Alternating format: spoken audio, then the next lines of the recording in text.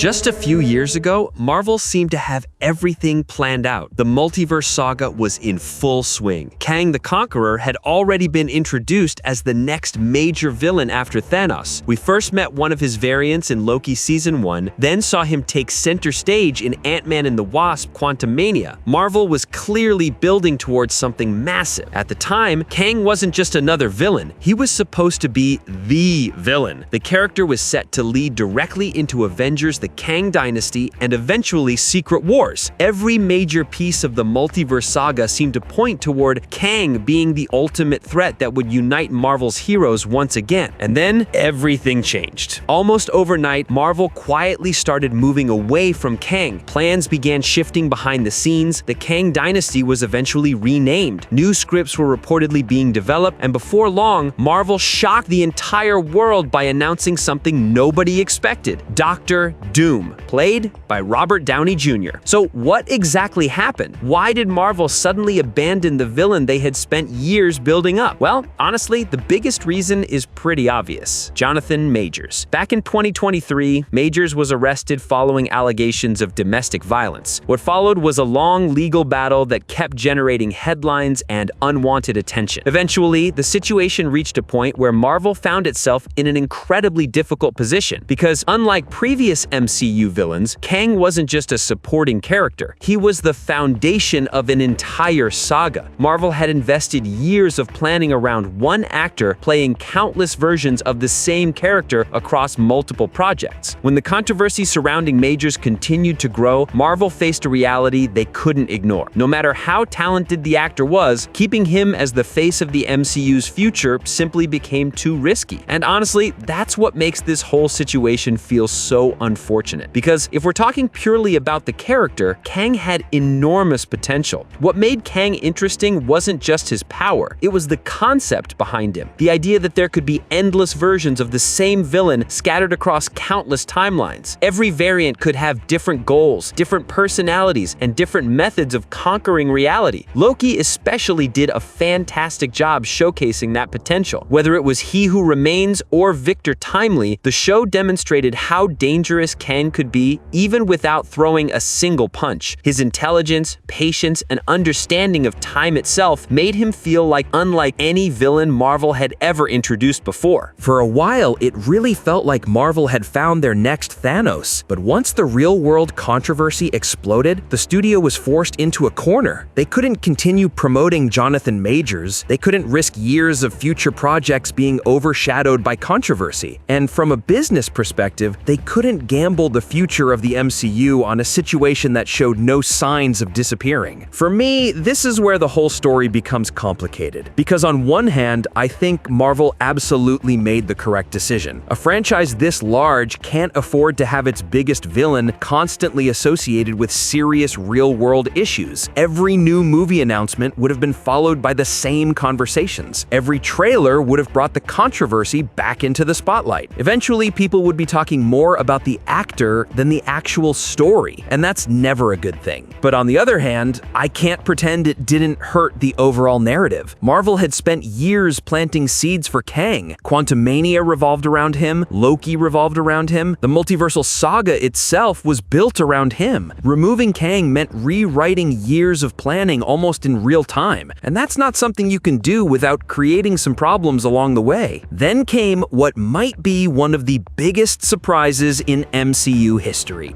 Robert Downey Jr. returning to Marvel. Not as Iron Man, not as a Tony Stark variant, but as Victor Von Doom. I still remember how crazy the internet reaction was when that announcement happened. Nobody saw it coming. Some fans loved it immediately, others thought Marvel was panicking. But regardless of where you stand, one thing is undeniable: people started talking about the MCU again. And honestly, the more I think about it, the more I understand why Marvel made this choice. Dr. Doom solves several problems at once. First, it completely removes the Jonathan Majors issue from the equation. Second, it gives Marvel a villain who many comic fans consider even greater than Kang. And third, it creates opportunities for much more personal storytelling. One of the challenges with Kang was that his threat often felt abstract. Timelines, variants, multiversal wars. Those concepts are interesting, but they can sometimes feel distant from the characters. Dr. Doom is different. Doom is personal. Doom has ego.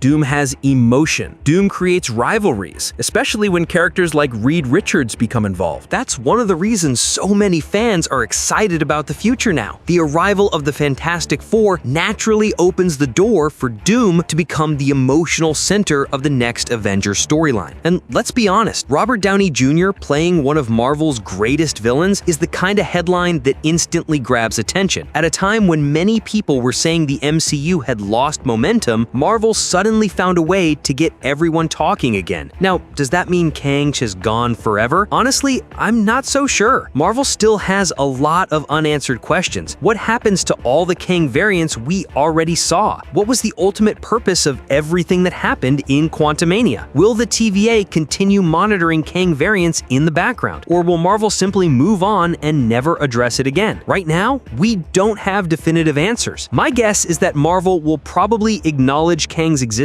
without making him the central focus anymore. That would allow them to tie up loose ends while still moving forward with Dr. Doom as the new primary threat. And honestly, that might be the best compromise. If there's one lesson Marvel probably learned from this entire situation, it's this: never build an entire saga around a single actor, no matter how talented they are, no matter how perfect they seem for the role. Because when something unexpected happens, the entire plan can suddenly fall apart. Marvel learned that lesson the hard way, but in the long run, this unexpected change might actually benefit the franchise. As much as I liked Kang's potential, Dr. Doom simply feels bigger. He feels more iconic, more intimidating, more personal, and potentially more memorable as the final boss of the Multiverse Saga. So overall, I believe removing Kang was necessary. It definitely hurt Marvel's original plans, but it may end up saving the MCU's future. Now, I want to hear from you guys. Were you disappointed when Marvel decided to move away from Kang, or do you think switching to Dr. Doom was the right call? And would you still like to see Kang variants return in future MCU projects? Let me know your thoughts down in the comments below. If you enjoyed this video, don't forget to like, subscribe, and turn on the notification bell so you never miss future MCU discussions, deep dives, and breakdowns. We've still got a lot to talk about before Avengers Doomsday finally arrives. Thanks for watching, and I'll see you in the next one.